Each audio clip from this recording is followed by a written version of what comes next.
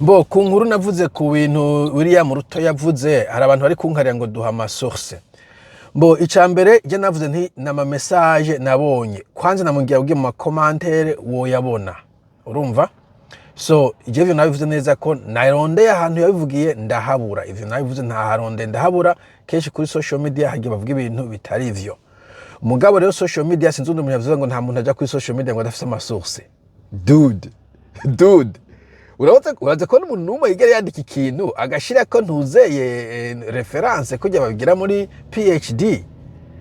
Kuva ntanguye kuza kuri social media zo mu Burundi no muri Amerika ndaja kwashika. Umuntu umwe gusa nabonye asiko amasource ni Antoine Kaburahe, n'umujournaliste w'ikovongo kuri Substack ziwe arafe ahejeje kwandika article akireka amasource.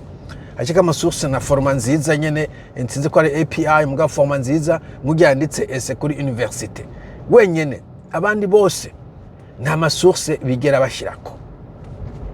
Mbere wanashaka ngubu no kubaza source y'ibintu vyinshi. Ibintu vyinshi tuba tuzi. Ngubu mbwiye uti ndadaye yarapfuye. No kubaza source woyironka. Mwe mweshe muvuga ngo buya ni weshe ndadaye no kubaza source woyikura he? Ntayihari. Muri 93 harapfuye abantu benshi wo kubaza source ntayifise, urabizi gusa ko wapfuye muga nta source ufise. Hari ibintu vyinshi uzi ata source ufise. Haduwa duti abarundi bararoga wo kubaza source woyivana he? Ntayo, turazi ko baroga muga nta source dufise. Uyivana he my friend? Don't get out of here. Ibyo ngo amasource. Ni hari ibintu vyinshi tuvuga bidafite amasource. Kuri social media hoho nta masource ahari, nibike bisa amasource, okay? N'abayafite ntibayashirako. Hari n'igihe bavuga ngo suse turazihije kubera umutekano waduhaye inkuru, okay? No mu binyamakuru bikomakomeye za CNN, za RFI, za BBC, genda vyumviriza vyinshi. Nta masource bigera, bon, sivuze ngo ntibigera, hari inkuru nyinshi basohora ata masource baduhaye. Baje vuga ati kwanza ruma ziriko ziragenda zisirikira uku birarekuriwe. Social media yo ni casual my friend. Kiraza kuza kwigira mu academia mu academique surturaho nzi uri wigira mu academique uri icuri. No, kuri social media birarekuriwe kuvuga rumeur pour kubisigura neza uti iyi ni rumeur. Birarekuriwe kuvuga ibintu wiyumvira opinion pour kubisigura neza uti iyi ni opinion. Birarekuwe kuvuga ikintu dafuse source pour kutabesha ngo iki kintu nagikuye hariya. Okay? Niyo social media. Ahantu basaba amasource bensista ni muri education gusa, muri academia honyene niho bensista ngo duhe source, twereke source. Muri journalisme biraba vyiza ufise amasource, ariko kandi urashoboye kuvuga ikintu udafise source, ukavuga impamvu udafise source, ukasigura neza etikema aho wabikuye.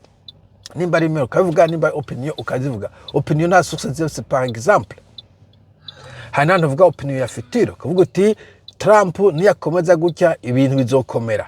Nta source ukeneye kuri ivyo, ni opinion yiwawe, ni observation yiwawe.